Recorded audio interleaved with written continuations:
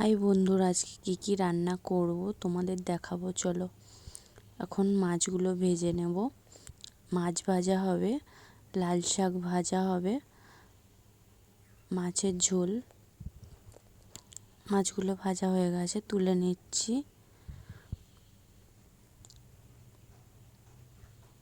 আর মাছ ভাজার পরেই লাল শাকটা ভাজবো। শুকনো লঙ্কার ফোড়ন দিয়ে দিলাম। এখানে আছে রসুন, পেঁয়াজ দিয়ে দিলাম। একটু ভাজা ভাজা হয়ে গেলেই লাল শাকটা দিয়ে দেবো।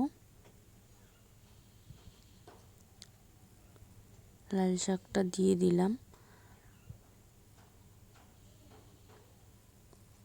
সামান্য একটু নুন দিচ্ছি, হলুদ দিই না আমরা শাক ভাজাতে। নুন দিয়ে একটু নাড়াচাড়া করে ঢাকা দিয়ে দেব। ঢাকনা খুলে কিছুক্ষণ পর একটু নাড়াচাড়া করে দিয়ে ভাজা ভাজা হয়েই এসছে, এবারে নামিয়ে নেব। আর মাছের ঝোলের জন্য বেগুন, আলু, ফুলকপিটা একটু ভাজা ভাজা করে নেব। ফুলকপিটা একটু মাছের ঝোলে ভাজা ভাজা করে দিলেই ভালো লাগে। ভাজা ভাজা হয়ে গেছে, নামিয়ে নেব।